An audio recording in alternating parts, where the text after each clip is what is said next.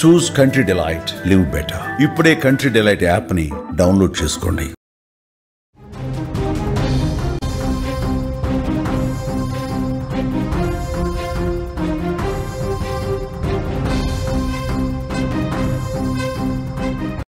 Breaking news చూస్తున్నాం. ACB వలలో మరో అవినీతి చేప చిక్కింది. ఏసీబీకి చిక్కారు ఆర్మూర్ ఎంవీఐ వివేకానంద రెడ్డి. 25,000 రూపాయల లంచం తీసుకుంటూ ఉండగా పట్టుకున్నారు. వివేకానంద రెడ్డితో పాటు అసిస్టెంట్ కూడా అరెస్ట్ అయ్యాడు. అరెస్ట్ చేసి కోర్టుకు తరలించినటువంటి పరిస్థితి. అవినీతి అధికారుల గుండెల్లో ఏసీబీ రైళ్లు పరిగెత్తిస్తోంది.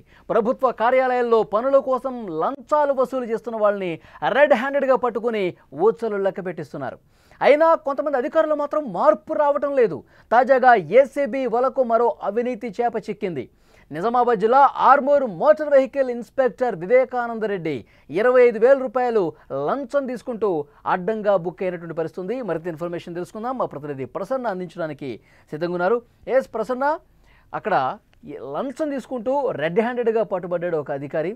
అతను గతంలో కూడా ఈ విధంగా చేసినటువంటి చరిత్ర ఉందా? ఏం చెప్తా ఉన్నారు పోలీసులు? అవును వలి.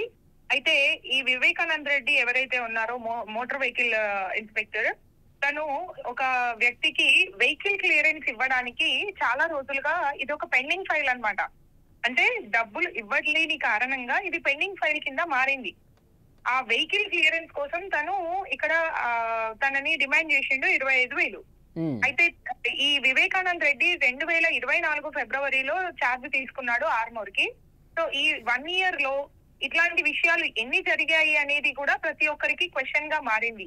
అంటే వచ్చిన ఒక సంవత్సరంలోనే ఇతడు ఇంత డిమాండ్ చేసి ఇచ్చేస్తున్నాడు అంటే గత సంవత్సరం నుంచి ఇతను ఎట్లాంటి లంచాలకు పాల్పడ్డాడు అనేది అందరి నోట క్వశ్చన్ గా మారింది. అయితే ఇతనికి తన అసిస్టెంట్ కూడా తిరుపతి అని తన అసిస్టెంట్ ఉన్నాడు, అతను కూడా సపోర్ట్ చేసిండు అన్నట్టుగా చెప్తున్నారు.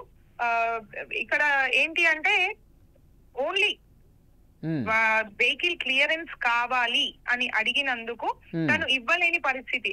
యాక్చువల్ గా ఈ పర్సన్ నిజామాబాద్ కి సంబంధించిన ఒక motor vehicle. Prasanna, ACB red handed గా పట్టుకుంది కదా, అంటే ఇన్ఫర్మేషన్ ఎట్లా తెలిసింది, ఎలా పట్టుకున్నారు? అంటే బాధితుడు లంచం ఇవ్వలేక ఏసీబీకి అధికారులను సంప్రదించాడు.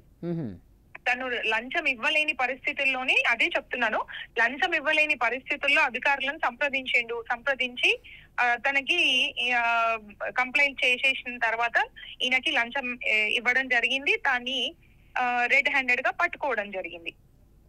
ఓకే, ఇప్పుడు అసిస్టెంట్ కూడా అరెస్ట్ చేశారా? అవునండి, అదుపులోకి తీసుకున్నారు అసిస్టెంట్ ని కూడా. ఓకే, సో అధికారులు ఏమైనా ఇన్ఫర్మేషన్ ఇస్తా ఉన్నారా? ఇతను ఎన్నాళ్ళుగా ఈ విధంగా లంచం వసూలు చేస్తున్నాడు, ఇన్ఫర్మేషన్ ఏమైనా ఉందా? విచారణ కొనసాగుతుంది. శేఖర్ గౌడ్ గారి ఆధ్వర్యంలో ఈ ఏసీబీ దాడులు జరిగినాయి. విచారణ కొనసాగుతుంది. ఇప్పటికైతే పోలీసులు ఎలాంటి ఇన్ఫర్మేషన్ బయటకి పాస్ చేయట్లేదు. మిగతాది ఇంకా ఫర్దర్ వాళ్ళ ఇన్వెస్టిగేషన్ లో తేలాల్సింది. వాళ్ళని ఎంక్వైరీ చేసిన తర్వాత మిగతా వివరాలు వెల్లడిస్తామని అధికారులు చెప్తున్నారు. ఓకే, బాధితుడు ఏం చెప్తున్నాడు ప్రజెంట్? అంటే తను ఒక వెహికల్ ట్రాన్స్పోర్ట్ ఏదో రన్ చేస్తున్నట్టు ఉన్నాడు. వాళ్ళ వివరాలు గోప్యంగా ఉంటాయి కాబట్టి తనని కలిసే అవకాశం లేదు. లంచం ఇవ్వలేని కారణంగా తను ఇన్ని రోజులు పెండింగ్ ఫైల్ గా మారిపోయింది తన ప్రాబ్లం. సో లంచం ఇచ్చి ఉంటే ఇది ఎప్పుడో క్లియర్ అయిపోయేది. తను లంచం ఇవ్వలేని పరిస్థితుల్లోనే తప్పక ఏసీబీ అధికారుల్ని ఆశ్రయించాడు అని అయితే తెలుస్తుంది. Okay Prasanna, thank you very much.